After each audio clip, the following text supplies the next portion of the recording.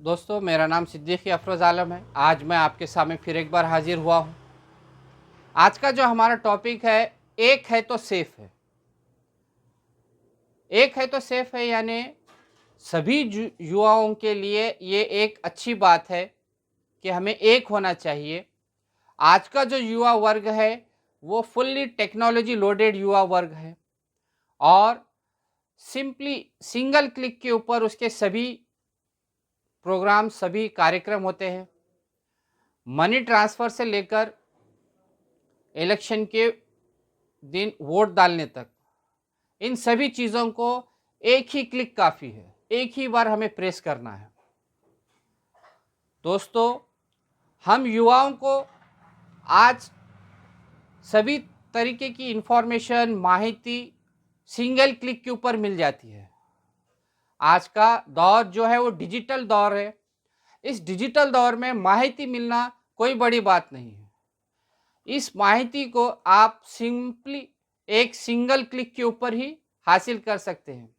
इसीलिए मैं कह रहा हूं कि एक है तो सेफ है। अब यहाँ पर हमारे जो युवा लोग हैं, अभी हमारे शहर में विधानसभा और लोकसभा के इलेक्शन आ चुके हैं। दो भी इलेक्शन एक साथ ही हो रहे हैं। तो इन इलेक्शन में हमें किस तरीके से जनप्रतिनिधि चुनना चाहिए, हमारा जनप्रतिनिधि कैसा हो, क्योंकि हमें चुनना है एक ही प्रतिनिधि को। इसीलिए कह रहा हूं तमाम युवाओं से कि एक है तो सेफ है। आज की जो मेरा बोलना है वो हमारे जो युवाओं के लिए खास तौर से हम ऐसा जनप्रतिनिधि चुने जो कि हमें रोजगार दे सके। आज हर तरफ बेरोजगारी का माहौल ज़्यादा है, तो हमें हमारे जनप्रतिनिधि से क्या उम्मीदें चाहिए कि भाई हमारा जनप्रतिनिधि हमारा सुन सके, कि भाई अच्छी नौकरी, अच्छे रोजगार की बारे में वो बात कर सके। हम हमारे जनप्रतिनिधि से क्या चाहते हैं कि भाई हमारे मोहल्ले में, हमारे एरिया में एक अच्छा मैटरनिटी हॉस्पिटल हो, अच्छा ब्लड बैंक हो, अच्छे स्टडी सेंटर्स हो, एमपीएससी यूपीएससी के अच्छे स्टडी सेंटर्स हो। ये सभी चीज़ें जो है और दूसरे जो बेसिक जो हमें सुविधाएं चाहिए, वो हम एक बेसिक चीज़ें हम हमारे जनप्रतिनिधि से मांगते हैं, हमारी डिमांड्स है। पहला तो सब में बड़ा मसला हमारे रोज़गार का है। ऐसा जनप्रतिनिधि हमें चुनना चाहिए कि जो हमारे रोज़गार निर्मिति के तरफ, नौकरी के तरफ नए नए उपाय, नए नए चीज़ें ढूंढ सके और हमारे जो रोज़गार है, बेरोज़गार जो लोग हैं उनको रोज़गार मिल सके। ऐसा जनप्रतिनिधि चाहिए हमें। अक्सर देखा जाता है कि चुनाव के वक्त बहुत सारे जनप्रतिनिधि खड़े हो जाते हैं। सभी जनप्रतिनिधि अच्छे होते हैं, लेकिन कुछ सीजनल जनप्रतिनिधि आ जाते हैं। जैसा बरसात का सीज़न होता है, जैसा ठंडकाले का सीज़न होता है, जैसा धूपकाले का सीज़न होता है, ऐसे कुछ सीजनल जनप्रतिनिधि आ जाते हैं जो इलेक्शन के टाइम पर ही दिखते हैं और इलेक्शन के बाद गायब हो जाते हैं। दोस्तों, हमें इस वक्त हमें अच्छे जनप्रतिनिधि, पढ़ा लिखा जनप्रतिनिधि हमें चाहिए, जो कि चुनाव के बाद भी हमारे बीच में रहे और चुनाव से पहले भी हमारे साथ रहे। अक्सर ये देखा जाता है कि कार्यकर्ता चुनाव का जैसा सीजन होता है, माहौल होता है, वैसा ढाबों पे इधर उधर फुल जगह दिखते हैं। कार्यकर्ता ही पूरी मेहनत लेता है। जनप्रतिनिधि क्या है, किसी झोपड़ी के घर में, गरीब के घर में जाके खाना खाएगा या कुछ काम करेगा, खाली इलेक्शन के सामने, चुनाव के सामने। उसके बाद क्या है, जनप्रतिनिधि वो होना चाहिए कि जो अगर पिछले साल चुनाव में हार चुका है और इस साल भी वो फॉर्म भरता है, तो ये 5 साल के गैप में वो पूरा सोशली उसने इन्वॉल्वमेंट किया है क्या, सभी जो हमारे जो प्रॉब्लम सॉल्व करने की कोशिश की है क्या। क्योंकि हम जब किसी को लीडर मानते हैं तो वो लीडर का काम क्या होता है, इलेक्शन जीतने के बाद ही काम करना, ये ज़रूरी नहीं होता है। अगर वो इलेक्शन हारता है, चुनाव हारता है, तो भी हमारे अगर सवालात उठाता है, हमारे बीच में होता है, हमारे बीच में प्रेजेंट होता है, तो ऐसे ही जनप्रतिनिधि को हम चुन कर देना चाहिए। गली से लेके दिल्ली तक सभी जो भी इलेक्शन होते हैं, तो उन सभी इलेक्शनों के अंदर हमें जनप्रतिनिधि ऐसा चाहिए जो कि चुनाव हारने के बाद भी हमारे प्रॉब्लम्स को सॉल्व करने की कोशिश करे, हमारे साथ हमेशा रहे, और चुनाव जीतने के बाद भी हमारे सभी प्रश्नों का जवाब दे सके, हमारे सभी जो मसले मसाइल है वो हल कर सके। दोस्तों, खास तौर से इन युवाओं को मैं बोलना चाहूँगा, किसी भी किस्म के लालच में, किसी भी किस्म के आवेश में आकर हमें जनप्रतिनिधि जो चुनना है, वो अच्छे जनप्रतिनिधि को चुनना है। अक्सर देखा जाता है कि जोश में आकर कुछ युवा लोग गलत जनप्रतिनिधि को दे देते हैं कि भाई एक पर्टिकुलर लोग है, चलो हम इसी को वोट देते हैं।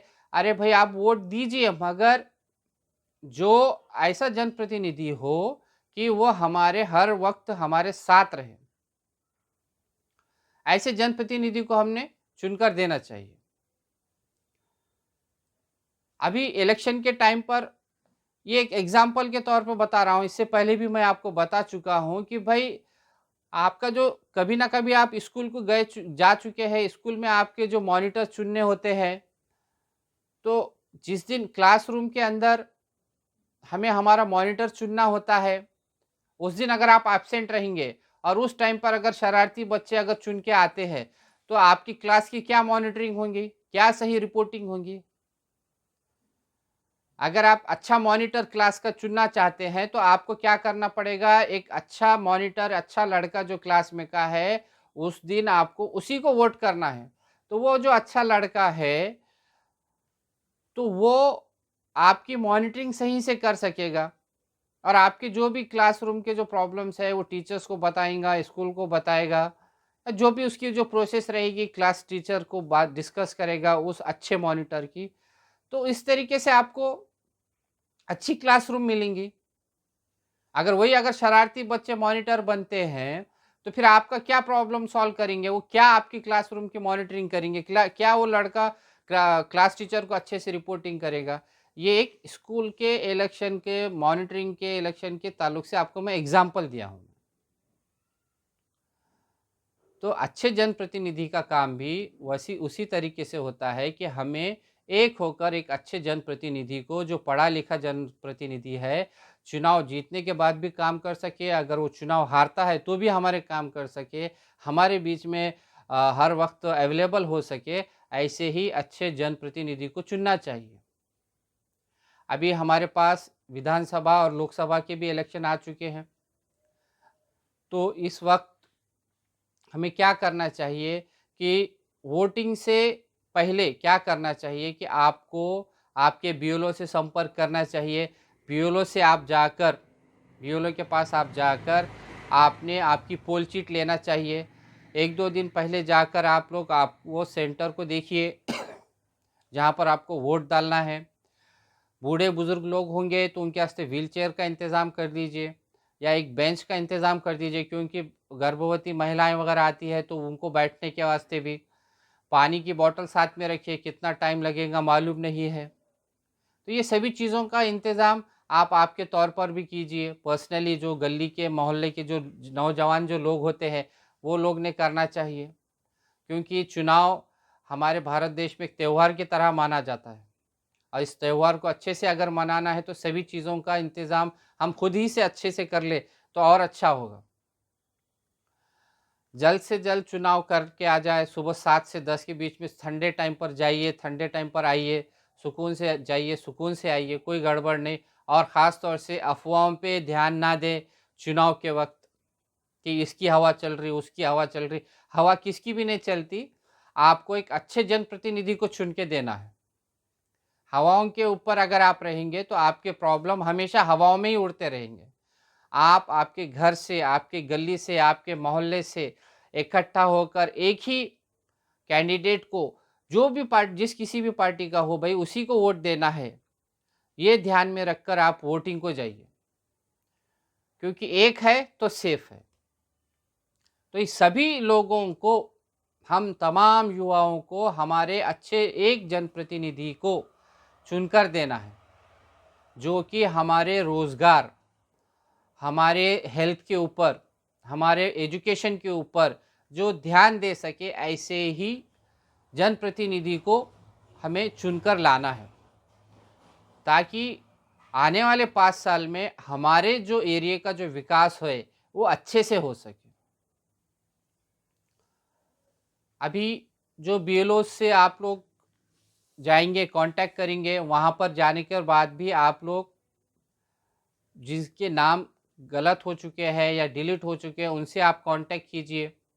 ये सभी चीज़ें इलेक्शन से पहले आपको करना है। बीएलओ से आप बात कीजिए। आप घर पर बैठे रहेंगे तो आपको कोई, आपका नाम डिलीट हो चुका है या गलत हो चुका है, कोई आपको बताएगा नहीं। आपको खुद होके जाना पड़ेगा आपके बीएलओ के सेंटर। अब बीएलओ कहाँ पर मिलेंगे? तो आपके नज़दीकी स्कूल में, या आप नगर पालिका में जाइए या तहसील में जाकर इंक्वायरी कीजिए कि भाई हमारा बीएलओ कहाँ मिलेगा, उसका कांटेक्ट नंबर लीजिए, उससे काम कांटेक्ट कीजिए। ये सभी चीज़ें आपकी है। और इलेक्शन के दिन जब कभी आप जा रहे हैं तो आप लोग, जो भी आप जिस किसी को मतदान करने जा रहे हैं, उस ईवीएम मशीन पर एक ही बार आपको बटन दबाना है, और वो भी अच्छे से दबाना है। और आपकी जो पावती जो निकलेगी वो बॉक्स के अंदर गिरेगी। वो पावती गिरी या नहीं गिरी ये भी आप देखिए। बटन को अच्छी देर तक दबा के रखिए। पावती प्रिंट हुई या नहीं हुई वो भी देखिए। और इलेक्शन के दिन किसी भी अफवाहों के ऊपर ध्यान ना दे। किसी की भी हवा नहीं चलती, सबकी हवा टाइट रहती है इलेक्शन में। प्यार मोहब्बत शांति से इलेक्शन के दिन इलेक्शन कीजिए, वोट डालिए। बस आपसे यही बोलना था। अगर मेरी बोली वाली बात का किसी को बुरा लगता है तो मैं माफ़ी चाहता हूँ। धन्यवाद।